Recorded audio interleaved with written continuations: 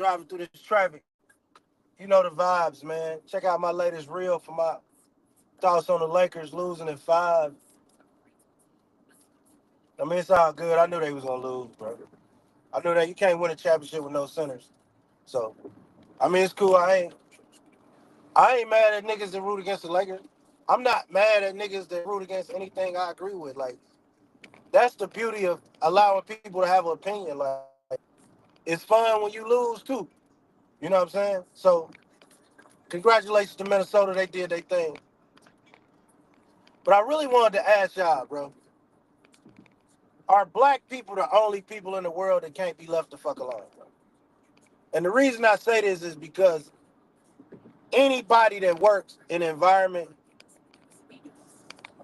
has been talking with other black people, and then somebody that ain't black just come interrupt your conversation or just gotta know what the hell you talking about. I think it's because we really just the littest cultural group, and everything we talk about it seems so animated and excited. And then when we laugh as black people, we laugh from the soul. So people want to be included in whatever we got going. That's why hip hop, black, black genres are the only ones that's infiltrated by non-black people, even the people that's profiting from them, or the culture vultures that copy and imitate us. I don't care if you go back to rock and roll, if you go back to science, it's the math. Everything derived from the creation of black people. And it's not no offense to other people, but I don't know a lot of black people that participate in alternative genres other than black culture. Now you might have black indie, black hippie, black underground rap, black mainstream rap, trap rap. You got many subcultures of black music, but the thing is, I ain't never seen a black dude try to act like he was from Canada. You know what I'm saying? I ain't never seen a black dude try to make music from the UK or Africa or London or Saudi Arabia or white people music. Like, we create our own styles out of necessity because we just create things with nothing. So when you around, every time we come up with a word, we got the only slang that started off as a degenerative word, like nigga, that we made an affirmation for ourselves and made it cool, and other races want to take it. That shows you how powerful you are as a black person, how creative you are. Everything culturally that's relevant, everything that's imitated, I say 85% of it is derived from black people. Even the biggest TikTok influencers that's white or Hispanic or foreign, most of the things they stole, they doing, they got to imitate somebody black, bro. And I brought that up because I be at work, and don't get me wrong, bro. I'm cool with some white folks. I'm not a nigga that just hate all white people. Just like I don't love all black people.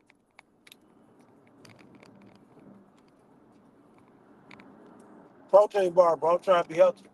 But what I will say, my G, is whenever I'm out talking to a group of black people,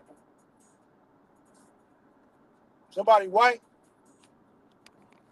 gotta know what the hell you doing. What y'all talking about?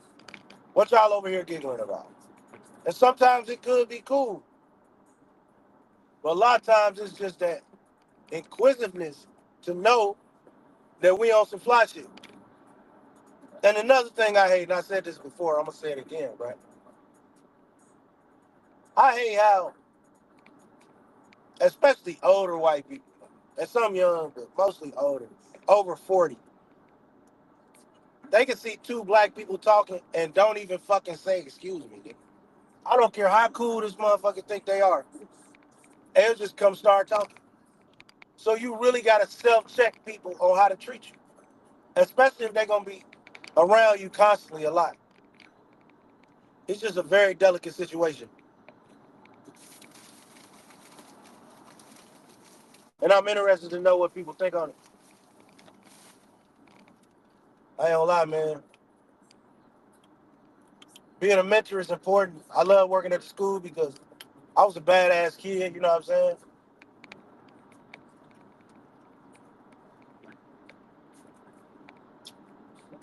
I made a lot of choices I probably wasn't happy with. I probably disappointed some folks early in my life by some of the choices I made. So that's why I mentor. I try to save kids who going through shit like me. They may not understand. But man, the educational system is just, it's unhinged right now. You got too many people teaching and administering kids they can't relate to.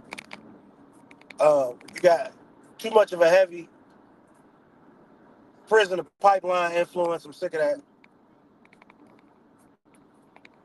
And then just black kids don't have no space to be kids, so I'm conflicted. You know, like a lot of times they'll let white Mexican kids be loud, joyful, and play and adventurous and run around and be content and enjoy. But when it comes to black kids, they'll let our kids do that. Just shut up, behave.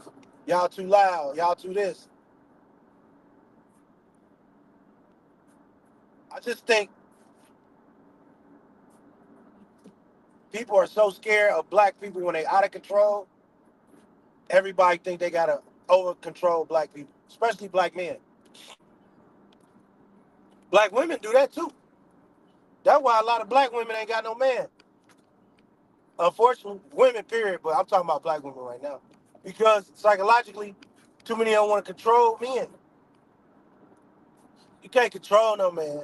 You can love a man and maybe even influence him to get something that you think he could do. But if you don't respect his wisdom and his strength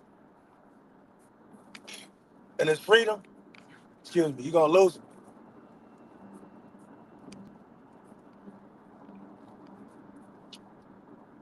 That's why a lot of y'all single.